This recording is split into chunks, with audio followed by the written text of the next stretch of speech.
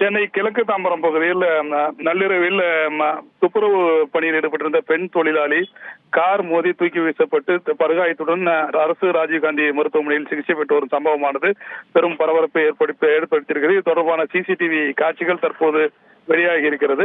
சென்னை மேடவாக்கம் அருகே இருக்கின்ற சித்தாலப்பாக்கம் பகுதியை சேர்ந்தவர் ஏழுமலை, ஒரு தாம்பரம் மாநகராட்சி தனியார் ஒப்பந்த பணியாளராக துப்புரவு தொழிலாளராக வேலை பார்த்து வருகிறார். இவரது மனைவி ராணி, வயது 28. இவரும் துப்புரவு தொழிலாளராக வேலை பார்த்து வருகிறார்.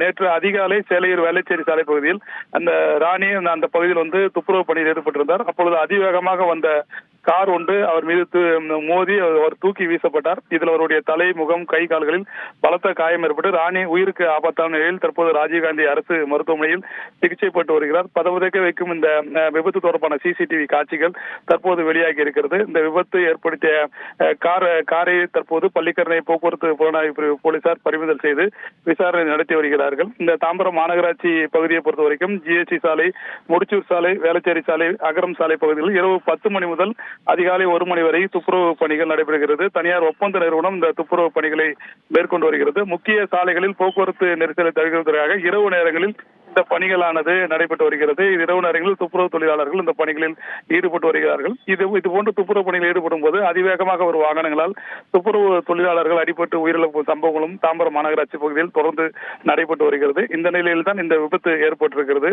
தொடர்ந்து ஏற்படும் விபத்துகளை தடுக்க உரிய முன்னெச்சரிக்கை நடவடிக்கைகளை அந்த பணிகளின் போது செய்கின்ற அந்த தனியார் ஒப்பந்த நிறுவனம் செய்ய வேண்டும் என்ற கோரிக்கை தற்போது எழுந்திருக்கிறது.